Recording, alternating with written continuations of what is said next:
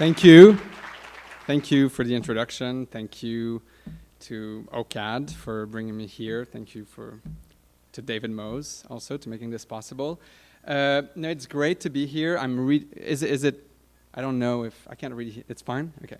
It's great to be here. I thought it was really important, perfect timing, since I have these two in what I consider major pieces installed here in Toronto at the same time. The index, what you mentioned, the index at the AGO and the holes at MOCA. So I thought it was the perfect moment to give a lecture like this. Now, there's a few things that I want to tell you before I start the presentation.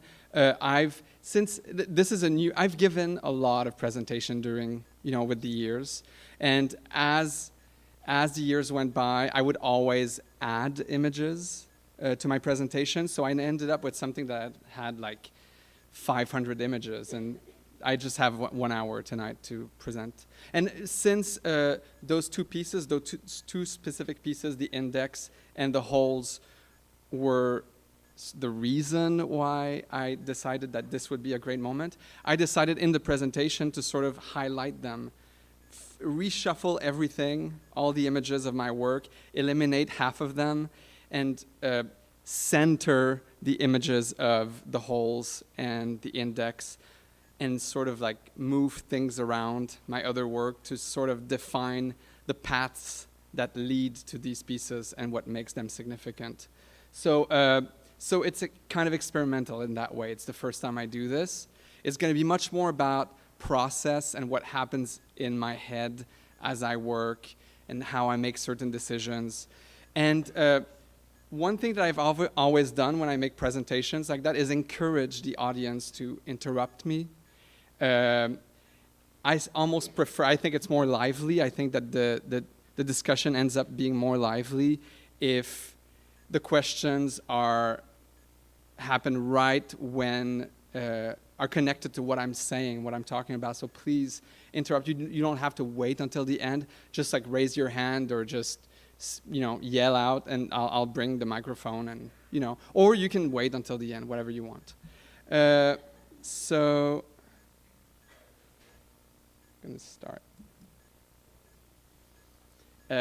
This is my sister, Sarah Altmejd.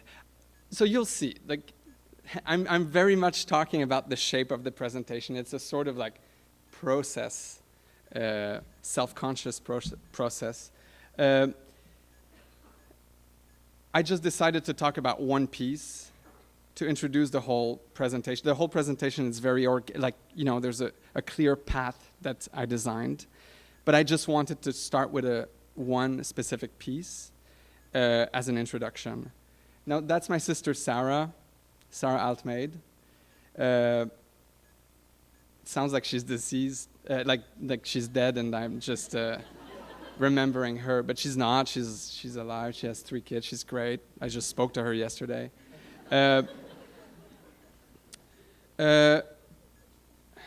So I just decided to make. At one point, that was right after college. I didn't have any studio. I didn't have any money, so I just was working in my bedroom.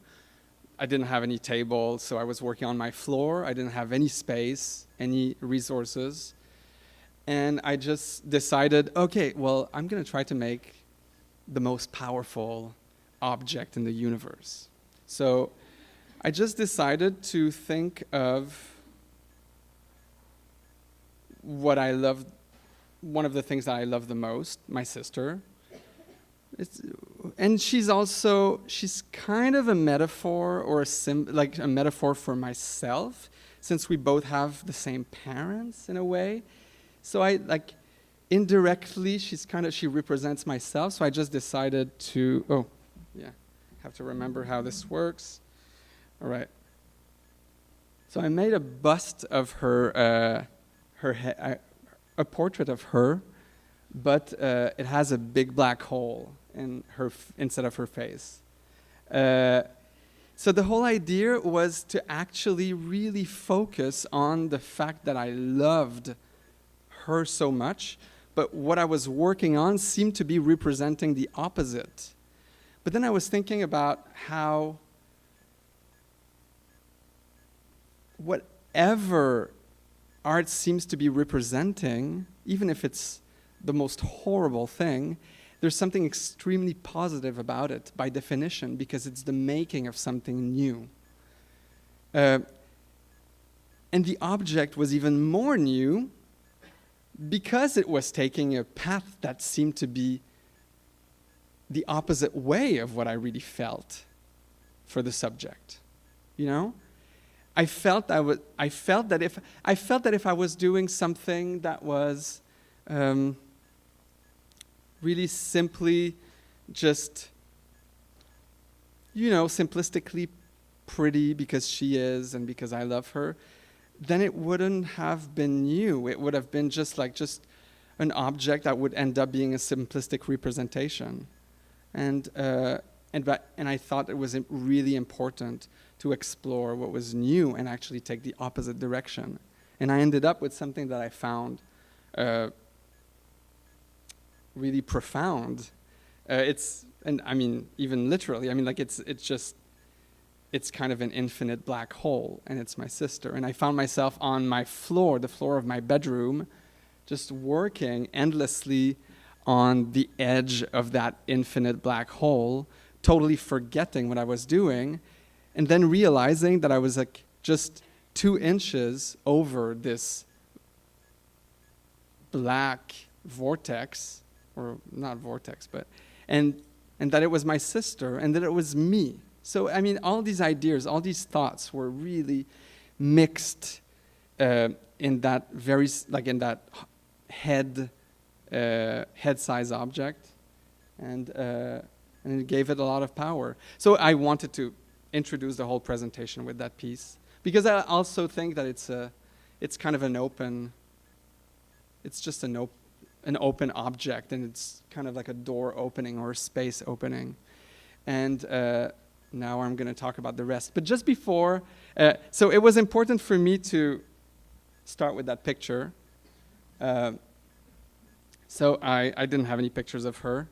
So I just called her yesterday and I said, "Oh, Sarah, could you please send me some pictures of yourself?" And she sent me a picture of herself giving birth, like a really, really graphic picture where I could see everything, and like the head of my nephew coming out, her head like completely in horrible pain. And I think she did that humorously because, she knows that that would make me uncomfortable because I don't really like to look at that. But so she ended up sending me a very normal picture of herself at her wedding, But then I thought, wow, it's a picture of her giving birth. And that would be so amazing, actually, so profound if I showed it to you right after. I asked her, and she said, "Yeah, do it. I think it's a beautiful picture. I'm proud of it." So I really debated for a long time. I decided not to do it because I'm disappointed. No, it's just that I thought that, and the reason, I thought it would have been really strong and really profound. But the reason, if I showed you that picture, you would only think of that. And I would show you pictures of my installations, you wouldn't care at all about it. It's hard to compete. I constantly try to make the most lively, significant, present objects that exist intensely in this world. But I cannot compete with a woman giving birth. It's that's pretty much the most amazing thing. So you won't see her. I'm going to start. I'm going to start because most of you are at school, and these are the pictures. These are the 2 pieces that I did first year when I was a grad student. The first one that you see, the one that the light table that has a head hidden in it. It was my first semester in grad school, and I decided that I didn't know what I was going to do. I just decided that I was going to transform the context. I didn't know why. I didn't know what I was going to do with it. I just decided that I was going to build this really large. It's not that large, but for my studio, it was really large. That really large light table, that was going to be a structure, that was going to be in my studio, and that only left me like 2 feet around it to circulate. So everything I did in that semester, I had to do on the table. And so I used it as a work table. And then at the end of the semester, when I had my evaluations or whatever, I just decided to use it as a presentation structure. And so everything that I did on it, I found a way of hiding, integrating in it. And then that was my object. So that was really interesting for me because I was interested in the idea. I've always been interested in energy, and trying ways of making objects that feel alive. And I just thought that the energy that's connected to the process of making the object is something, and I didn't want to lose it. So I wanted the work table to stay there, because I felt like it contained all that energy. So one of the first things, I don't know if you can see that there's a cubby hole on the side, and there's the head of a werewolf. That's the first time. I've done a lot of werewolves since then, but that's the first time I integrated it. It's called the Werewolf 1 or First Werewolf, something like that. And that's it. So I designed a structure, and I placed the monster body part inside of it. Next semester, I did the opposite. I designed a monster. I made the werewolf. I built it. I chopped it up into pieces, and I built a structure in order to present those objects, those body parts. So I did the other way. The first piece was, first I built a structure, and then I filled it with objects. And in that case, I started with the objects, and I designed a structure around it to present. It ended up looking like a reliquary a little bit, There's the foot, there's a thigh. The foot is crystallizing. The crystals are sort of like spreading on the structure. That's the head. The head is, if you look at the hole there, if you look inside, you can see there's a mirrored box, and the head is hidden inside of it. You can't see the head directly because it's an L-shaped box. Look, I'll show you. It's an L-shaped box, and the head is placed around the corner, but the sides of the box are all covered in mirrors, so you can see it indirectly. That was the goal. That was my goal, was to actually, I just thought that to place an object around the corner would make it, I think a lot about placement and about different ways of placing an object, animate it in a different way. To hide something around the corner, it kind of sort of like makes it become more creepy, as if it was hiding, as if you were not supposed to see it, but it was just so that was important. So I built this kind of periscope, but what I didn't expect was that it would start acting also as a kaleidoscope.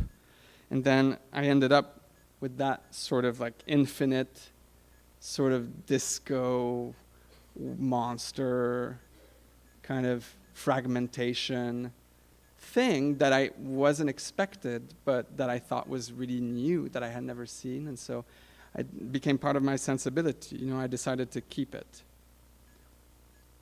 So now I'm just gonna go through all these sort of like architectural pieces that are made of a presentation structure and an object that's being presented, and then I play with the how do you say,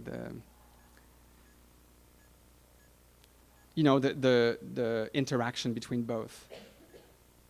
So this is called The Lovers, and it's just the body of two werewolves that are hugging, and they're decaying together. You can see both heads.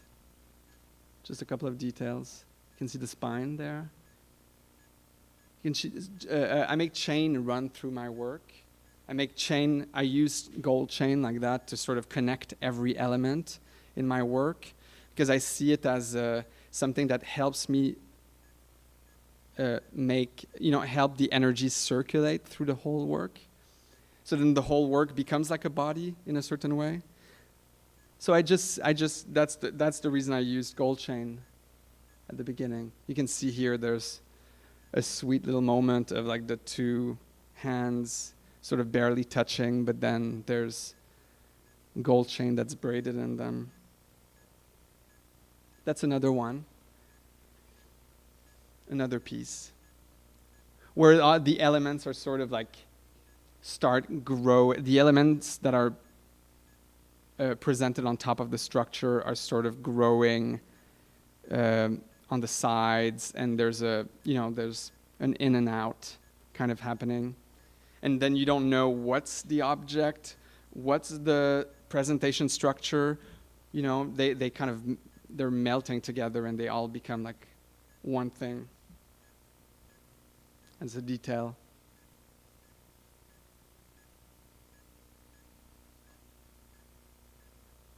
A detail of the chain.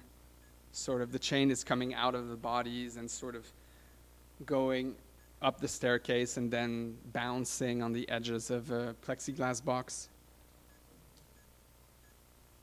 That's a larger piece called the University 2, I think. And it's another one of those architects, but it's a little bit more ambitious in its scale. And here's a detail.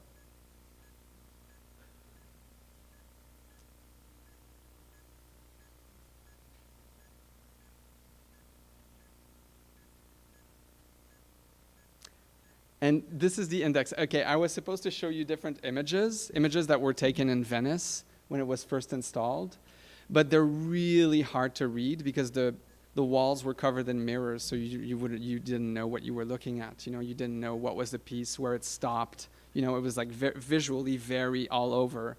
So this was much clearer. I went there this afternoon, and I just thought that with the white background, you can see the piece much more easily. So I took some snapshots. So these are not the best quality pictures. It's the best my iPhone could do. So this is the index, and this is the same type of architectural pieces that I've shown you the progression of those pieces. That's sort of like architectural presentation structures that's being mixed up with whatever it's presenting, whatever kind of object it's presenting. But I wanted that to be pushed to the limit. So I just decided to build something that would take all my studio space. And that's the piece that I presented at the Venice Bienale. Yeah, I just told you.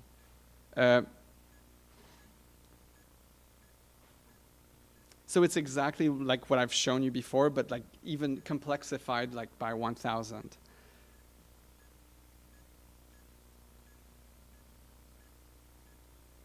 There's birds in there. The reason there's birds, I don't know. Do you know, what about time? I just want to get an idea. But what does it mean it's good? Sorry. Okay, cool. So I can tell you about the birds. When I saw the pavilion for the first time, it's such an awkward space. The space itself has so much presence. It's so physical. It's not even square. It's kind of like a curved thing. It's full of wood and glass and trees and whatever. So it's very difficult to imagine presenting something that is going to be seen clearly, that's going to have a crisp presence. So I just thought that that instead of trying to do that, I would my way of competing against the space would be to sort of fill it completely. So I just thought that a way of filling it completely would be to transform it into an aviary. That's why there's birds. There's real ones, fake ones, human-bodied ones. So as I was saying, the piece was so large, and I decided to use every space I had in the studio to make it, that it ended up acting as my studio. So I was working inside the piece as I was making it. So if I had to sculpt a bird, I would have to do it in that piece, in the forest, somehow. So in a certain way, that piece is also a kind of a representation of my studio, and everything that's in it is everything I did in my studio for those 6 months, or I don't remember how long I worked on that piece, but and all the energy is there. And but this is just to give you an idea. This is just the body of a werewolf that's chopped up. There's only fragments, and it's there's mirrored structures sprouting out of it, and it's crystallizing, and the birds are using it as food. And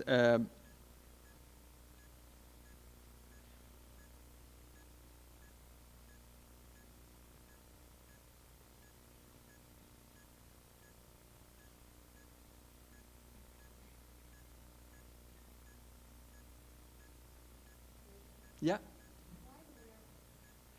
The werewolf. That's so. I think that the first time I decided to make reference to the werewolf, I actually was trying to find an alternative to the human body. I know what I think. It was a werewolf head, and what I think is the most powerful object in the world is a head, the head of a head, or a body. That's the most but I just thought personally, I thought at that moment that the human body had become a sort of commonplace in contemporary art, I'm a big fan of Kiki Smith, and Robert Gober. I love their work, but I just thought that I had seen a lot of body parts, human body parts, in the art world. So I just thought that actually, if I made it a monster body part, a monster that kind of looks like a human, then it would be just as powerful because you can kind of identify to it, but it would be weird instead of being familiar, That's the first reason I did it. So I was thinking more of a humanoid monster at first. But then it became clear to me that I was so much into energy, and I've always been trying to figure out ways of making my work, making my sculptures feel like they're alive, like they're actually generating energy. And that I told you about, for example, my reason of wanting to keep the energy connected to the process of making art, to stay in the art because it has an energy.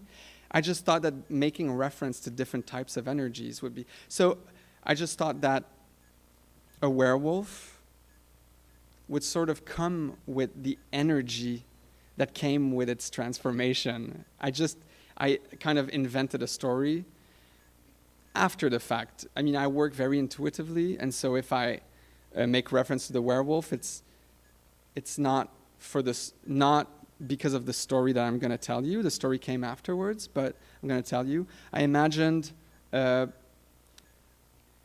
man or a woman transforming into a werewolf, and that being like the most intense transformation in the world, because you go from one state of physical and mental identity to a completely opposite one in, like, depending on the movies, it's like 2 seconds to, I don't know, 30 seconds maybe. And it seems like a really painful transformation, like it's, you go from one extreme to the other physically.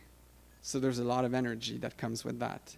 And that right after the transformation is over, the head is cut, it's placed on a table, and then it crystallizes instead of rotting because it's so filled with energy, It just crystallizes. So I just thought that that's a story I kind of invented to illustrate the type of energy that I'm interested in when I make objects and stuff. So I've always seen these heads as like batteries that are filled with energy, that have a potential. So actually, that's how the werewolf came in the work.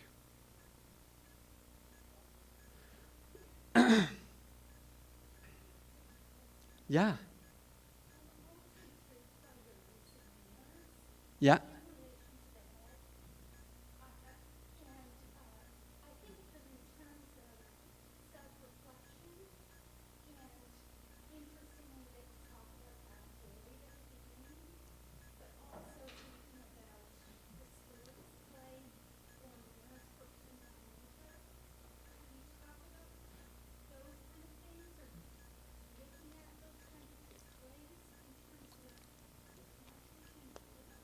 No, it's interesting. No, not at all. I mean, it comes up very often, the idea of display. I like to say that, like, store display designers and I are into the same thing, rather than me being into them. We're just like, I have an object, I need to think of a way of presenting it. Same thing as the guy who does store display design. So that's how it ends up sometimes sort of like, being close. But so it's interesting what you said about the mirror. I never thought of like the idea of the mirror as a, something, that you use to put on makeup. I think it's a very nice idea. I never thought of that.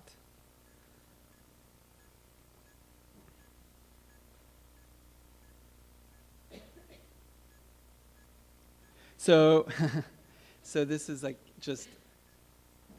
So the story that I just told you, it's appropriate because now I'm showing heads. I mean, I've always been making heads. I integrate them in the work because, as I told you, I see them as sort of like really intense batteries that contain a lot of potential. And this could illustrate the story that I just told you about chopping off the head of the werewolf just after its transformation. But then the heads, I've kept like I've always been making. So every time I work on something larger, I always work on heads on the side, because they've become frames where I don't have to,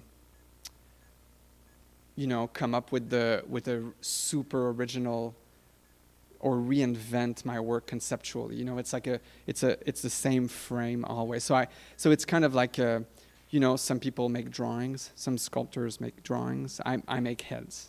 It's just it's a frame inside of which I can just explore ideas of materials and colors and textures and So I'll show you a few examples.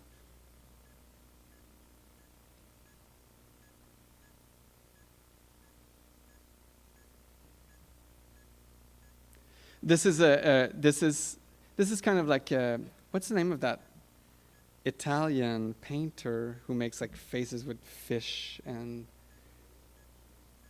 I didn't hear you. Yes, Arcimboldo.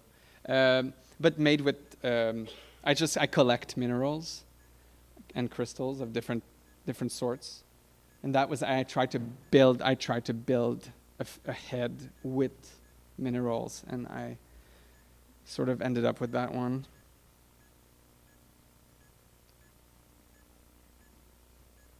Another one. A detail of the last one I showed you. Giants. Okay. So, yeah. So that's a giant.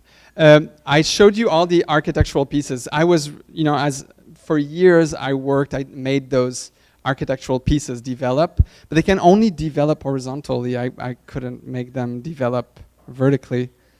And as I told you, I don't know if I told you, but I like the idea. I have to speak so fast. I could speak an hour about every piece, but so like these architectural pieces, these sort of like display structures with objects and chains connecting everything. I saw them as architectural structures that would sort of become bodies in a certain way. I like the idea that energy, I would find ways to make energy circulate through every little corner, through holes, via chains, and connecting small objects here and there, so that the whole work would become like a body. So the architecture would become like a body. And then I thought, oh, well then why not making the body become like an architecture? So it was a very, very simplistic conceptual twist. But it made me able to explore a totally different space. So, which is vertical space. And yeah. So these bodies, so they're giant bodies, would be so large. I mean, this is very hard for me to. These bodies were so large, and I've noticed that. I didn't expect that, but when I started working on a 12-foot tall body, I realized that I can't associate with it. I can't, what's the word? Is that the right word? To associate with something, to identify. Thank you. It was impossible to identify with the body because it's just too large. It doesn't, it's almost like when you're close to it, it's easier to imagine inhabiting the object than identifying with it. And I consider the giants, and I made a little bit of research, and like the giant is always the first for almost every culture. The giant is the first thing that's created before men and women, And so I thought that it was meant to represent nature in a certain way, or the landscape. So it was perfectly appropriate that you couldn't identify with it, but imagine sort of being in it. So that's how I used it for. So it's been very, very. The process of working on those figures was very interesting because they offered me a space inside of which I could just, totally forget about the body, but just work in a more abstract way, like get close to a thigh and just work. And make so that these are squirrels. So the whole body is kind of inhabited with, it's filled with squirrels that are using it as a house.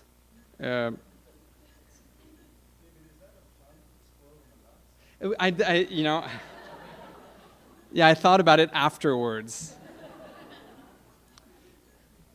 But for me, it's just, it wasn't just squirrels and testicles was enough. It was funny enough. So like as you can see, because I was able to just work on the body and forget about the body aspect of it, and just like focus on ideas of sculpture, of space. That's another one. Yeah. No, they're vertical. I work on. There's a ladder. There's a ladder next to them.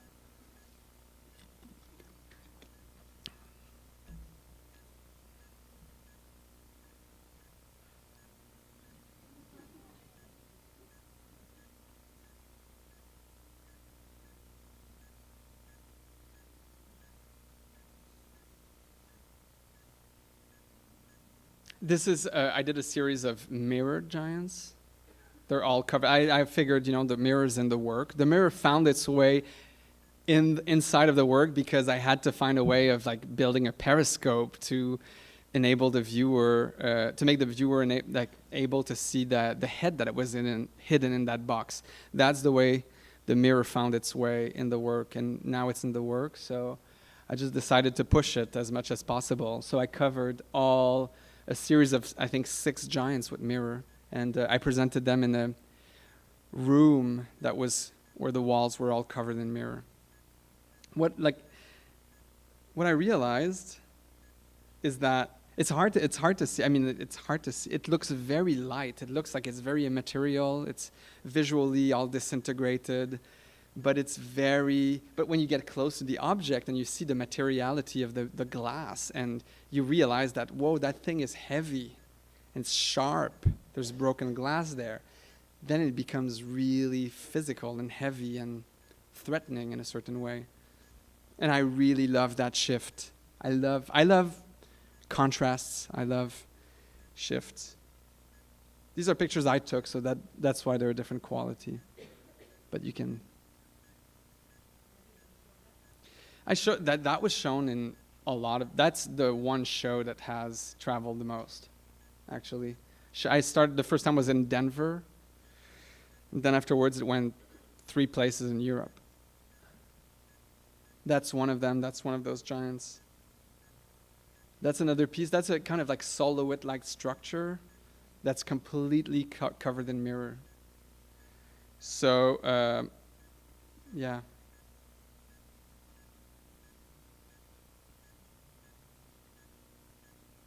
It's interesting to walk around that piece because you can't make sense of its physicality. You know, you can't make sense of its shape. It just looks like some sort of like... Oh yeah, so like it's about as high. It's 6 feet high, and it's about 11 feet long. So when you're walking around it, you don't see yourself actually, but you kind of see bits of yourself a little bit everywhere around inside the piece. So it really absorbs everything that's around it and just fragments it. I was in the studio working on it one night, really late, and then I saw a green light in the middle of it. And I didn't know where it was coming from. I thought it was like a green light, I don't know why I thought, is there a green light in the piece? And then I looked around the studio and I couldn't find a green light. And then I looked out the window and like 3 blocks away, there was a green sign, neon sign. And it was able to find its way kind of like, I don't know what, like through how many reflections, but find its way right in the middle of it. That's another sort of like, it's called the eye. That's a piece that I did for how are we doing with time? Yeah? No, because there's a little bit left and it's important, so yeah? Okay. So this is the eye, and I did it for the Met Opera, the Metropolitan Opera. They ask artists sometimes to make, shows that are connected to the opera that's being performed at that moment, and that opera was called Dr. Atomic. It's an opera about the invention of the bomb, and that's the piece I made. It's completely covered in mirrors. This is like much bigger than the previous one I showed you. I think it's like probably 12 feet high.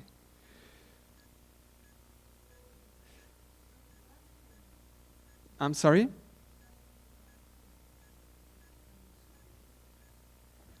Well, that's a thing that I kind of have help.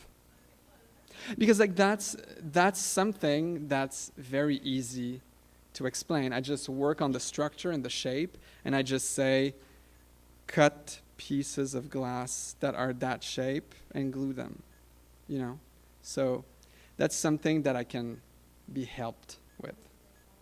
Yeah, it's all cut by hands. Yeah, I don't know how many pieces there are in there, but I don't know, like tens of thousands maybe. No, I always make a drawing at first, but the drawing I make is just a way of sort of like making the first step outside of my head in reality and get excited about the reality of the abstract idea I have in my head. So I make a drawing, and that's the way I sort of like, I just come out of my head. And then once I start working physically with materials and stuff, it has a reality of it has a new reality that has nothing to do with what I could predict. It's much better than what I could ever imagine. It's much more kind of physical and, meaningful and exciting. And so I stop looking at the drawing that I made, and I keep on working on the work, on the piece. And at the end, it really has nothing to do with the first drawing. So how do you come to the point when you say this is good, this is enough, like this dialogue? How do you close it? How do you come to the end? In other words, you grow the work grows exponentially. And I have to be careful answering that question, because I would like to say that, it's not finished, but I can't say that because, but I think that something being finished, there's something sad about that. I like the idea that something would have the potential of growing or transforming, continuously. And I think that there's a difference between finished and presentable. So I like the idea that everything is always in a perfect state. Like you wake up in the morning and you're in the perfect state. But, you have to dress up, you have to shower in order to go out in the world and sort of be presentable. You have to, have nice clothes. And you know what I'm saying? But I think that you're always perfect. In a way, and I don't know, it might, I don't know, it might be naive or cheesy to say, but I believe that. So I like the idea that every morning when I get to the studio, the work contains enough energy, has enough layers, has enough history to be a really meaningful object in this world. But if it's going to be shown somewhere and people are going to see, then it needs to sort of be finished. Finished, I don't like that word, presentable in a way. So then I take care of that. So I didn't answer the question, I know, but sorry. But thank you, because you let me explain something that was important for me. Back to the giants. Giant.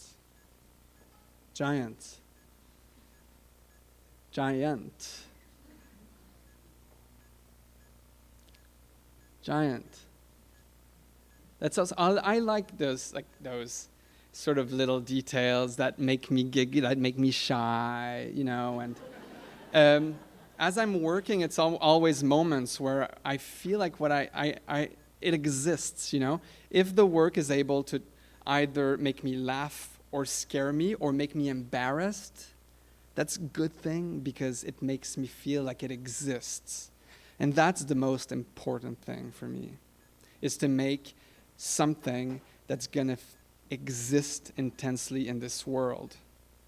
So everything, whether it's shame, whether it's, everything I feel when I'm working is a good thing. So that detail, for example, is a kind of something that made me shy a little bit, but that I ended up thinking was made the work stronger for that reason. And, yeah. Yeah.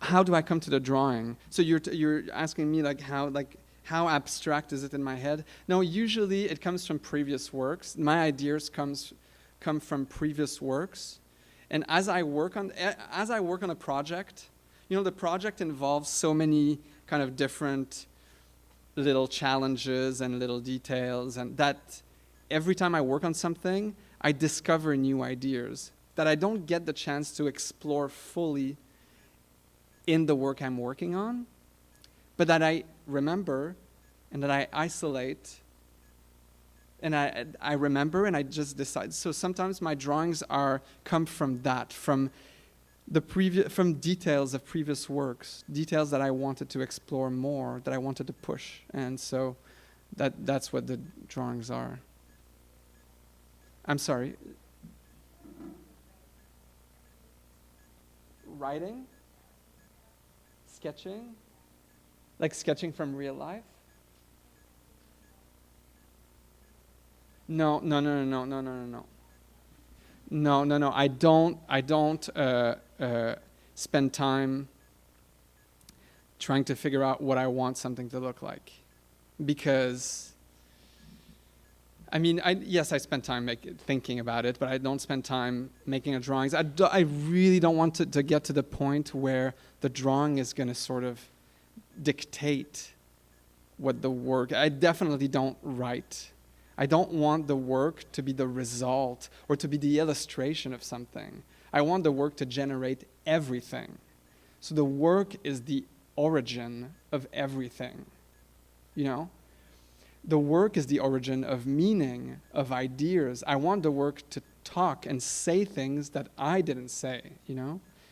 So if I spend too much time writing or sketching, I'm going to feel like I'm making illustrations of of ideas that existed already. And then it's making the work kind of lose power, because it's only my servant. You know, it ends up being my servant. It ends up being a sort of like communication object, but I want it to have like more power than I do. So then it leads, so I showed you all the giants, and that's the holes. That's at MOCA. Just a second, I just wanted to, so that's like just this idea of the giants, but pushed to the limit. You know, when I told you about the giant not being a body, but being a space. So that's that. It's the same thing as the index, in the sense that it took all my studio space, and I had to work on the building of the body from inside of the body in a certain way. So I wanted that whole body to become my studio space. So everything, you know, all the intestines or the organs or, you know, whatever's growing out of that body were done from the inside. That was the idea. Yes? Yeah.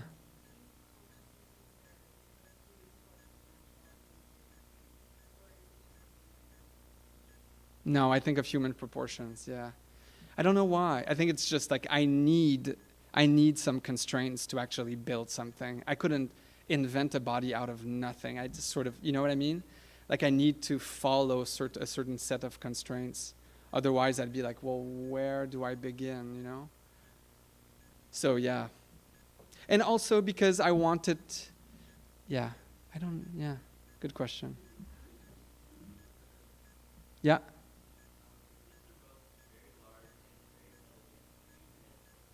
So they're not, I mean, they're delicate, but they're not that delicate. In the sense that everything here is attached to the platforms.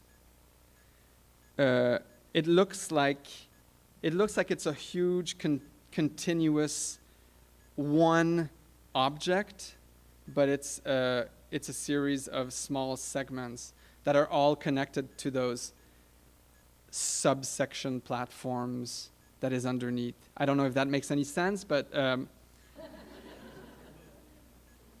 the giants? oh, the giants, they separate at the waist. That's not a they separate at the waist.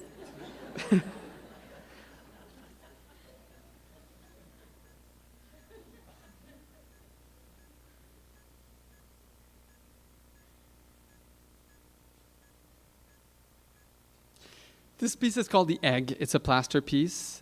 I think it's kind of coming from the giant that I just showed you, especially from that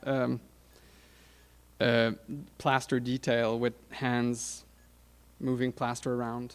And so, I mean, I was debating whether I should show it to you or not, because it's not, it doesn't follow a thread like everything I've been showing you, but I like that piece. I think it's really odd and powerful, and so it's just a couple made of plaster that are 69ing, and but they're full of hands, and the hands, you don't know if they're actually grabbing the body, like during sex, or if they're actually shaping the body, like what the sculptor does.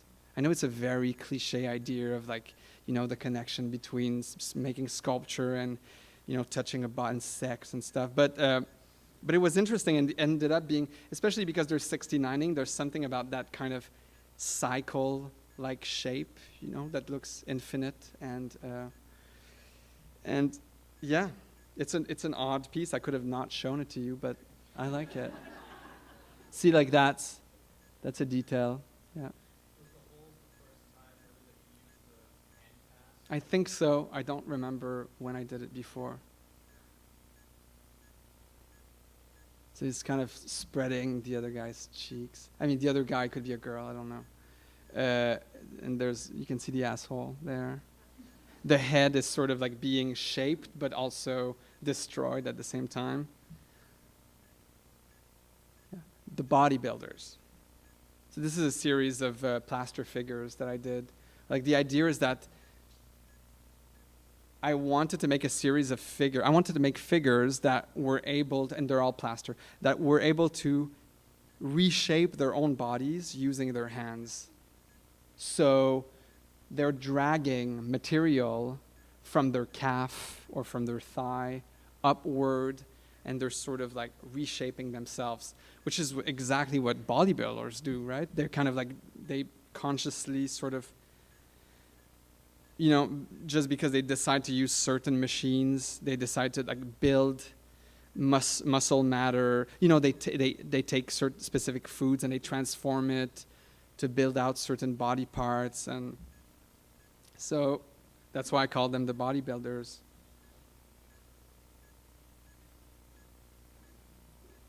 That's another one.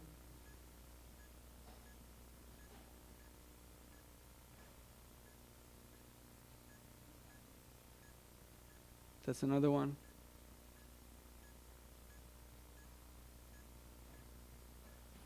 And that's another one.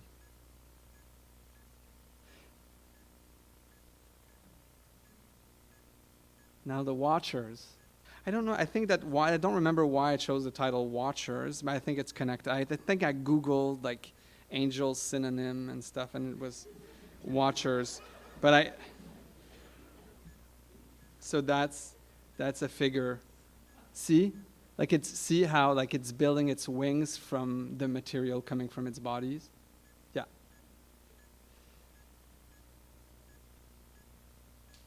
That's another one that's a little bit odd. It doesn't really follow the logic. But I was really into just wanting to make a powerful sculpture, so it's sort of like really aggressive,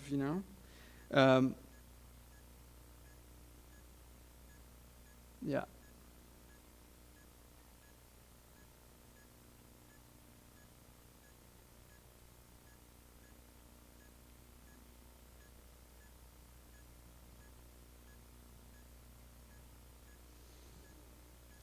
This is another one. I like the idea that I consider myself a process artist. I think I'm a process artist. I like the idea that the object or the sculpture that you see is the result of the process.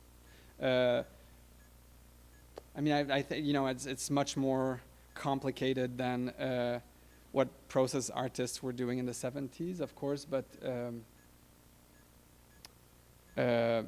yeah, but I consider myself a process artist. I consider the work to take I almost like the idea that the work is actually, and the materials are actually determining what the shape of the sculpture is going to be. Like, for example, that one, it's a watcher again. You can see it has sort of wing structures, but and it's full of ears, and at one point I put the figure on its back, and I poured some plaster over it, and it created a puddle. And so when I put the picture, the figure upwards, it had wings. So the wings were a result of the process. I like that. I like that, you end up with something that looks mythological. People always ask me, like, what's your interest in mythology? The werewolf comes from mythology. It comes from a very specific cultural space. And why did you go take that reference from that specific space? But I didn't, I like the idea that, for example, I like the idea that I started working on the werewolf because it offered me a space where I could explore very specific sculptural problems about contrast and tension. That's what the werewolf body offered me. I like the idea that I ended up with angels because that's what the material, just the idea that like doing the most fundamental thing in sculpture, which is taking matter and bringing it upwards to make an object feel lighter, which is like one of the most fundamental things that a sculptor can do, is and I ended up creating things that look like they've existed for millenniums, which are the angels, the winged figures, But I like this idea that actually that's what myth is. Myth is not something that was invented by one guy at a table, who just sat down and said, oh, okay, well, I just like the idea that myth was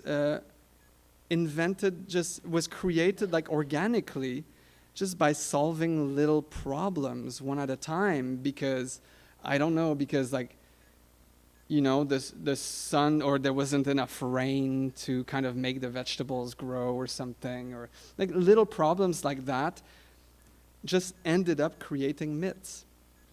So I like the idea that something that looks so huge and so immense would actually be coming from the smallest problems. The ones, as a sculptor, I would say the problems that are in between hands and matter, and that you end up with something that's cosmic. Uh-huh. Oh yeah, so like you see, actually, yeah, that's the problem with my presentation, is that I kind of like try to isolate things to make it very clear. But the thing is that every one of my works is an oddity. It's very important for me. In this presentation, I'm making it look like nothing is, like everything is made to sort of follow each other, But it's not. It doesn't happen like that at the studio.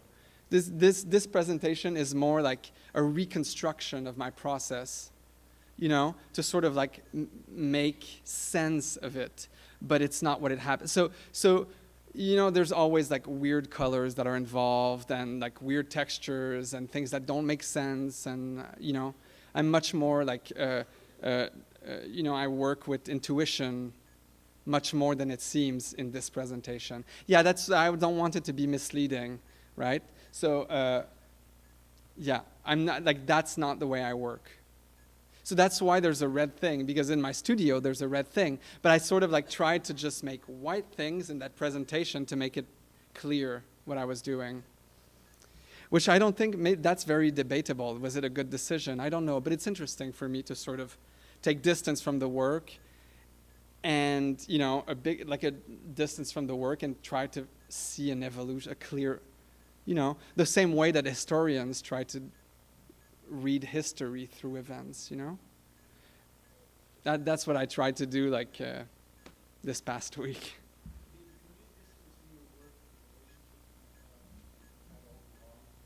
I'm sorry, say.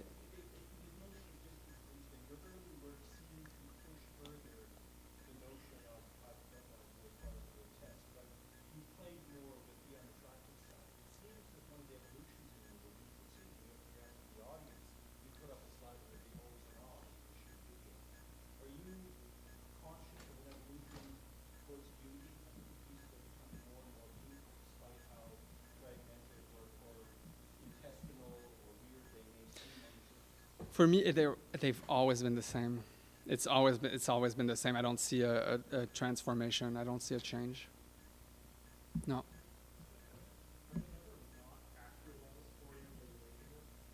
Actualized? Yeah, I mean, like, the way you talk about them, you're continually talking about energies. I keep thinking about photos of Picasso dancing happily around the studio, and most contemporary artists don't sound like that, but you sort of fit that. It seems like you're always like, yes, yes, yes, yes, no, no. Did I do that? These materials are not gelling into what I want at all, where it just feels like they're inert glass or stuff. Does that ever happen? Oh, no, I usually, I love constraints. I love mistakes. I'm a very optimistic person. You know, everything is positive. Yeah, I have bad days. They're probably not. It's never because of material. I'm not in a competition with material. I'm just there to help it in a certain way, you know? I find it like if the material does something unpredictable, I mean, all I can say is like, woo, you know? Yeah, so I guess maybe I'm jolly, you know? But, you know, so, and then, okay, it's not doing what I thought. So where do I go from there? Because it's doing something that I didn't want, but it's actually pretty cool. And I like the fact that it's not listening to me, you know? So how do I do that and push that and actually respect the material and make it, you know, like, and go in that direction? The architects. They're after the, sorry, what? Oh no, okay. So like here are so the bodies are shaped themselves from material that's coming from the walls. So these are the architects. That's another one. Oh my God, there's so much. You guys should have told me. So, okay. So this is another architect. I showed you that piece, but look at the little plexiglass detail, okay? That, I decided to isolate it and to make a new series. So I started making huge plexiglass boxes filled with gold chain like that. And I used the plexi box not as a container, but as a transparent structure, support structure to help me make geometric drawings in space with gold chain. You know, it's like as if like, you know, the gold chain that I used to make the energy go around the work. It's as if everything had disintegrated. The whole body has disintegrated, and all that's left is that energy. Spit? I kind of like to inject words. Maybe it's a sort of like way of being poetic, sort of injecting words to open new spaces or to make the piece say things that I didn't expect it to say. Or I guess it's the equivalent of poetry. Or I don't know. I'm sorry? No, it's not real gold. This I added new materials. Sorry, now I'm speeding up. Okay, I'm sorry. New materials. So it's not just gold chain, it's like colored thread that I would actually dye myself to control the color. So you can see all the details. And I work microscopically. I don't work, even if my work is really, really large, it's only built detail after detail. I'm not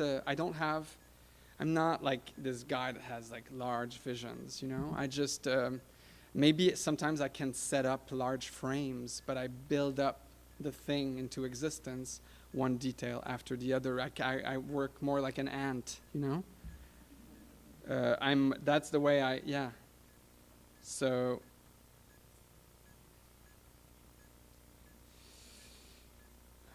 that's another one. That's when I started, should I? I'm sorry? Months? Like that, maybe 3 months? Yes. Yes. This is another threaded sculpture, but I started being really interested in the idea of movement. So I was like thinking of a movement, and I'm gonna explain it to you. I'm gonna make moves, so it's gonna be maybe embarrassing. In the studio, sort of constantly, sort of like trying to like feel the movement. So, oh yeah. So details. That's a frontal view. That's another piece. Like that, where I was like it was completely about movement.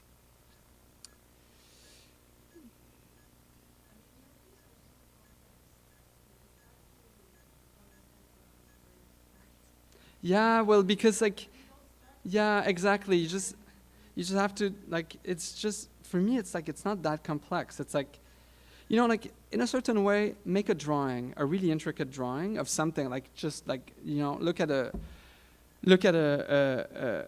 flower and try to copy it, and like spend like days and days, like drawing the flower. And like it's pretty complex because there's a lot of micro lines in there, and there's a lot of little dots in your drawing, and there's a lot of like different shades of stuff. It's like microscopically, it's super complex, and that's the same way things are built. I mean, I think that, yeah. I don't know if it's clear what I just said, but yeah. Yeah, I know it's complex, but I don't know, it doesn't feel complex as I make it because I'm really just focused on micro problems. How am I going to get that little thread from that point to that point? Oh my God, okay, I have to put some plexiglass pieces to hold it there. Then when it gets there, I would like it to curve there. So like, how do I do it? Oh, I just have to put a plexi piece here, make a hole. Like, okay, now like, okay, oh, now I have a movement that's started. So, okay, now I can like just play around with coconuts and just, okay, where's the coconut? And that's after 3 months. That's how the thing is built. I mean, I'm not constantly close, like just like a 1 inch away from the piece. Sometimes I have, especially if I want to create the illusion of a movement, I have to take distance from it. Sometimes, like you could say once an hour. Every hour I just walk back, I look at it from a distance, and then I kind of like, and then I go back into it and I work on details. Heads. Should I spend more time? I'm so sorry. Okay, so now I just started making heads like on poles, and I'm leaving them on poles. It's much easier and powerful for me to work that way in the studio because it ends up being like right at my eye level. It's facing me, it's looking at me, and I can turn it on that pole very easily. So I don't even have to like, when it's on a table, I have a different relationship with it. It's more distant. But then I found that, so that one, I can work on a head. So like I start working on the head like that. Do you see the head now? Yeah, like that's the original one. I start working it. I work until it's to my taste. Then I'd flip it over. And I try to use the same eyes to build a new head. So in my mind, what I like about the object is that it has two identities. It has a hidden identity that's sort of like, so it gives it power. It gives it like, it starts, it contains more than what you see, Even if the second one ends up being sort of cartoony, there's the original one, there's the fact that there's a hidden identity. So I've been working on a series like that. Like that. I don't know if you see both heads, but I mean, do you see the upside down one? Yeah? Okay. That's another one. It's hard to see on that one, but there's an upside down one.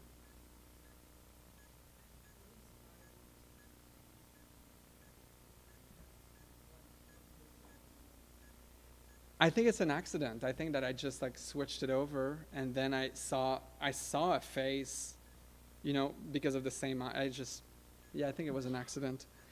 This is another series of heads. that are called the rabbit holes, and they're just heads that are displayed on the ground, and they have a hole in it that's actually going into the ground, and you can't see the end of the hole. So I call them the rabbit holes. So here's a few of them.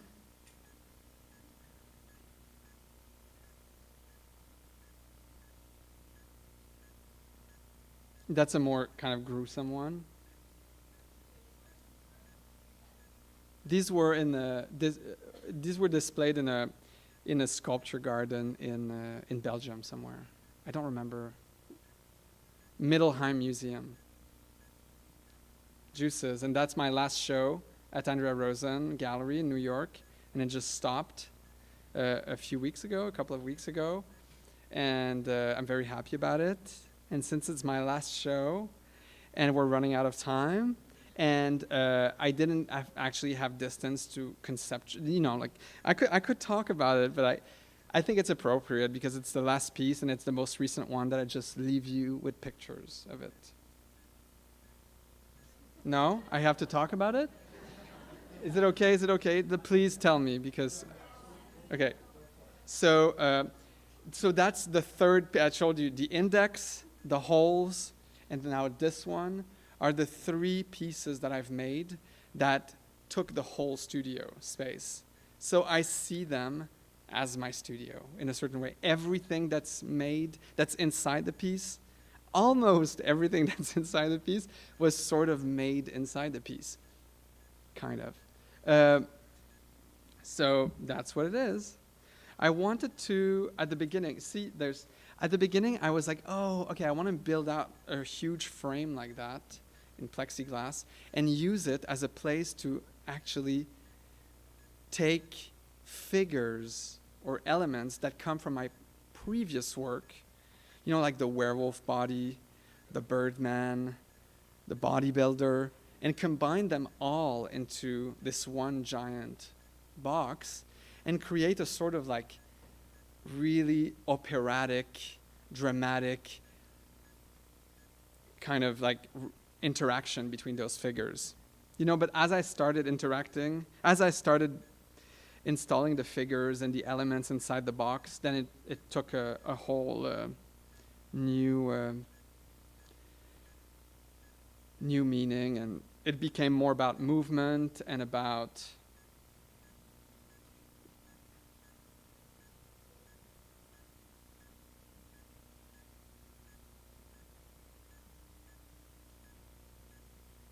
I try to explore also a sort of like, I don't know how to say, animation, as if so there's a lot of details like that in the piece where, for example, that werewolf over there is sort of like eating grapes.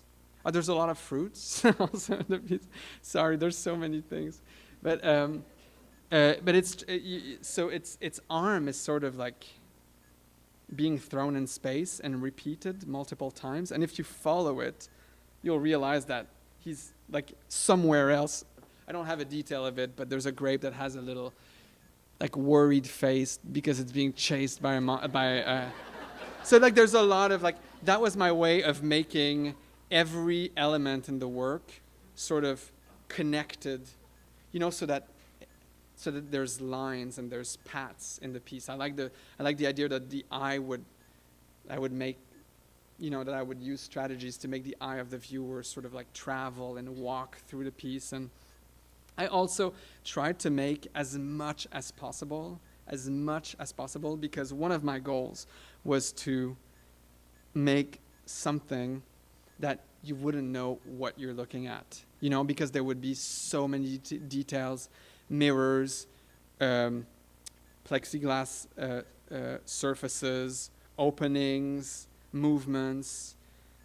So you would so that at the end you wouldn't really know. You wouldn't know if you're looking at a reflection, So that was, I just wanted to make something that was so full of details that. So.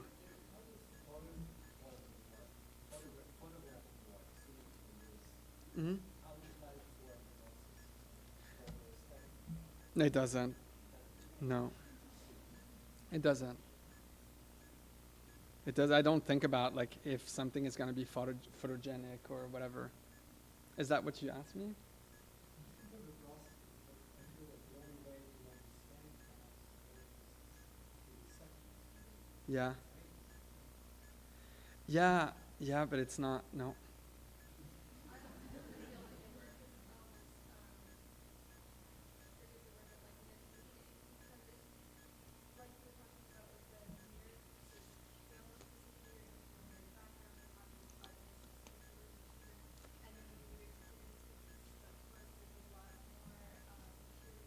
Yeah. So for me, misleading is a really good thing because the idea, like, what I really try to avoid is making something that you're gonna be able to control intellectually. You know, the second I feel like I'm controlling what I do intellectually, I want to bring it somewhere else. You know, like if I feel like the work is like too obviously talking about X, then I'm gonna like, you know, open a door and make it like talk about something else just because I want to like. So at the end, I like the idea that it ends up being a sort of like slippery fish, you know, that you don't know how to grab it because it's kind of like going everywhere. For me, that gives it power. I don't want to have control over it. I want to like do everything I can to actually feel like it's its own thing that has its own personality, its own intelligence, its own sexuality. You know, like, I mean, I said at the beginning, I think that the most powerful thing in the universe is the body of the person you love or of the person you hate. There's nothing more powerful than that exists more than that in the world. So I'm like, you know, I'm making sculpture and I'm looking at the potential power of a body, and I'm like, oh, well, I'd rather sort of, you know, try to use that as a model rather than something that comes out of culture, you know? So I want to have the feeling like what I'm making contains infinity, that I don't get it, that it's bigger than me, that it's more powerful than me. And I don't mean bigger literally, you know, I can work on small, I think a small object I can have the feeling like it's bigger than me. But I'm always conscious of that. I don't want to make things that I have control over. So, because I think that what defines something as being alive, as a human being, is the fact that you can never get it, you know? And I think that that's what gives it power, is the fact that you are infinite, you know? That might sound cheesy, but I think about that a lot in my work. So here's the second piece in that show. That slippery fish idea tie in now to the heads? Are they portraits in any way, or do you kind of distance yourself if they do start becoming recognizable? No, I mean, like, yeah, if they're recognizable, like, if they're too recognizable, if that makes me uncomfortable, the fact that it's weird that I make a portrait of, like, I don't know, it depends on how I feel, you know, like, if it's recognizable, it's not necessarily a bad thing. If it makes me uncomfortable that it's recognizable, it's a good thing, you know? But the heads, like, if, for example, they're too gory, you know, and it's just, like, it feels like they're just going in that one direction, then I like the idea that they all of a sudden they have like a little detail of like day glow pink or something to sort of like make it shift somewhere else. And then if they're too abstract, I like the idea that no, it sort of has, I like to give it a hairdo that sort of is reminiscent of this actress, you know, or When I saw the piece the other week, there's right above that detail you showed the two black figures, there's one head that looked a lot like they two, but that's just oh really? I don't know what he looks like. Oh, I think, yeah. Oh, yeah, I think I do. I know which one, yeah. So that's the second piece. I really like that piece. Love it. So it's nice to show you that one because I think that that's a direction that I'm gonna start taking. I see that upside down guy as sort of being the body of the artist. And that's a space, I've explored spaces that, like the werewolf body and, the bodybuilder and stuff, and I've never actually explored the body of the art. I think that that's a very interesting space, potentially. I don't know, I'm just excited. I don't know what it's gonna lead to, but I'm just excited about it. What about the fruits? Because you talked about the birds, and now we see more fruits. Yeah, and there's a lot more pieces with a lot more fruits. And at one point,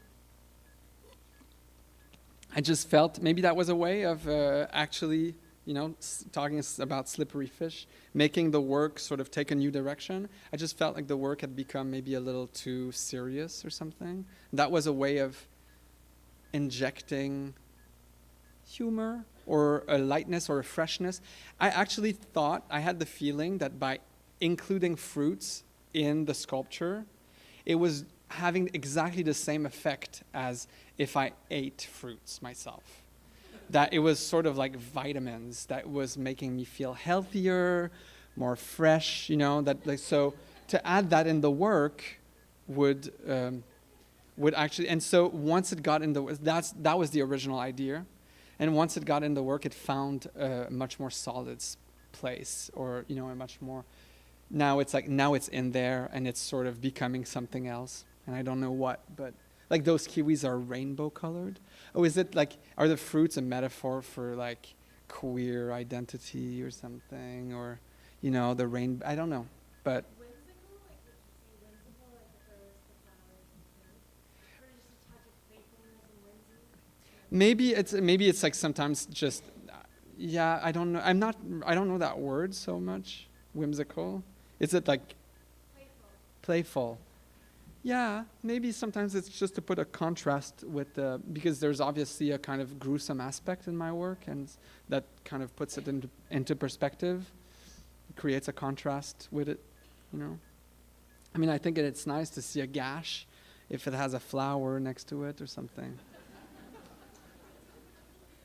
So that's the last shot of the body of the artist. And that's the last piece in the show, which was just one of those upside down heads. And just so you know, it's the last image. Thank you.